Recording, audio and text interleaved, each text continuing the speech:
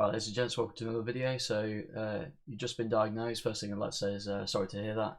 Obviously, we'd rather live a life without diabetes. Second thing is that when we're first diagnosed, we can be quite inundated with a lot of information. So, hopefully, this playlist will be useful to you. Try and simplify things and break things down into as simple a thing as possible.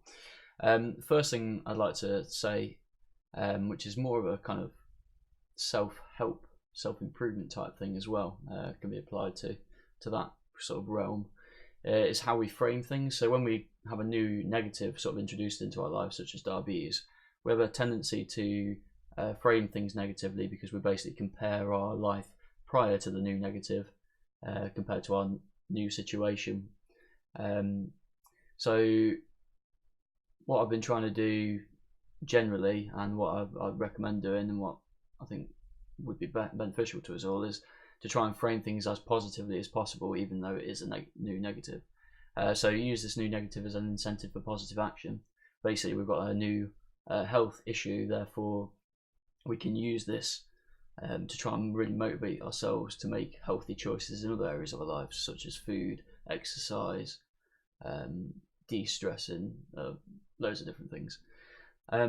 Second thing is to try and see the opportunity within the adversity. So the game analogy I like to use is that when we ramp up the difficulty of a game, we tend to derive more of a sense of achievement out of it when we do well at it.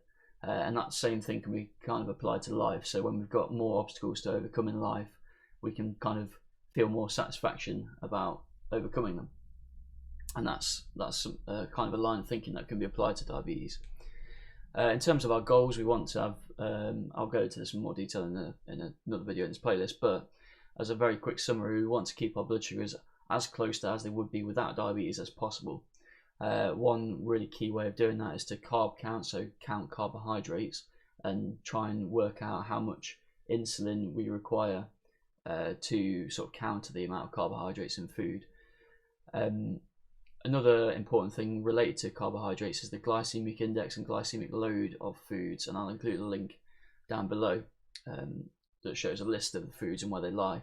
But essentially, the higher the number on the index and the higher the load, the more impact a food will have on our blood sugars, and therefore it might be in our best interest to steer clear of certain foods. Another way of managing diabetes and blood sugars a bit more easy and manageable is to have staple meals. So have a staple breakfast, so have the same breakfast every day, or try to do something along those lines.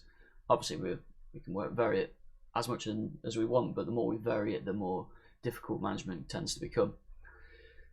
An important point when we're just diagnosed is that our body can be used to having high blood sugars. So we might have had high blood sugars for quite a while before we actually got diagnosed with diabetes, and that means that when we do finally get our blood sugars into the normal range that the body likes and works optimally in, it might actually make us feel the symptoms of a low blood sugar relative to what we've been experiencing for however long. So we might get symptoms of what's called hypo, meaning low blood sugar, hypoglycemia. So that's something to be aware of.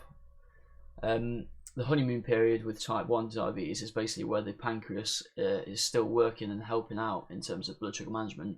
However, the amount it helps out tends to drop off over time, so it might be that we have to up our insulin intake over time. The dawn phenomenon is basically where the body dumps a load of hormones to try and wake us up, either just prior to waking up, upon waking up, or just after waking up. So what we tend to find is that our blood sugars will rise in the morning. As a personal example, I have to inject 1.5 to 2.5 units of NovaRapid, which is quite a lot, just purely for the dawn phenomenon without eating. So that's kind of shows how prominent it can be. Stress, also for the same reasons as the dawn phenomenon, dumps a load of hormones into the body, causes the liver to dump sugar into the bloodstream, and can raise blood sugar.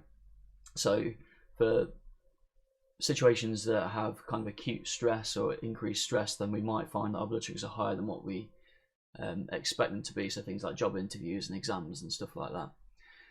Exercise is obviously a really good tool for good health generally, but it's especially good when we have diabetes because it really helps to ramp up our sensitivity to insulin. Basically means that it makes it our body more effective at taking the sugar out of the blood and getting into the cells and the tissues where it's needed for energy. And that is pretty much it in a nutshell for this video. So thanks for watching. Hopefully it was of use to you, and I shall see you in the next one. Cheers.